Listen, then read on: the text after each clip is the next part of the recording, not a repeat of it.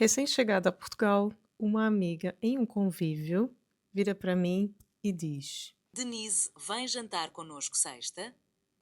E eu, claro, prontamente respondi que sim, sem respirar, sem pensar duas vezes. Quando me apercebi que muitos me olharam com alguma cara, eu pensei, bom, acho que cometi um erro social. Tu sabes o que faltou? Faltou aí amenizar o discurso com a expressão mais portuguesa que eu conheço. Se calhar. Se calhar é uma das expressões mais utilizadas no português europeu. Na prática, quer dizer talvez.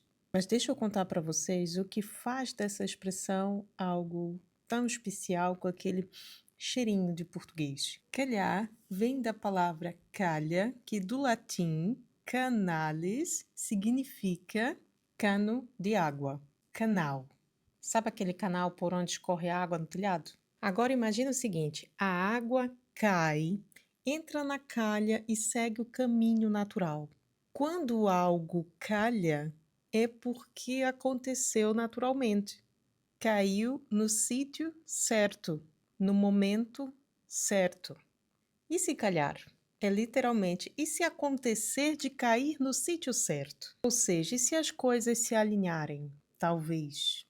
Interessante, não é? Agora vamos para aquela parte que ninguém conta, que é chata, mas importante e fundamental para você fazer as suas escolhas. Se calhar, na verdade, é uma oração condicional. Se, conjunção condicional, calhar, futuro do conjuntivo, do verbo calhar. Claro que os portugueses já não sentem isso como uma frase, mas como um advérbio de dúvida, como talvez, possivelmente. E aqui está a melhor parte para ti que estás a aprender português. Com o advérbio talvez, precisas de usar o conjuntivo. Talvez eu vá. Utilizando se calhar, passas a utilizar o indicativo, que é mais simples. Se calhar eu vou. Ou seja, se calhar é o teu melhor amigo antes de dominares o conjuntivo. Uma das dores de cabeças mais deliciosas da língua portuguesa. If you know what I mean. E foi assim que aprendi esta lição social e linguística. Agora, quando me convidam para algum evento, ao invés de pum, dizer diretamente, sim, eu vou, tô lá, amanhã, tal hora.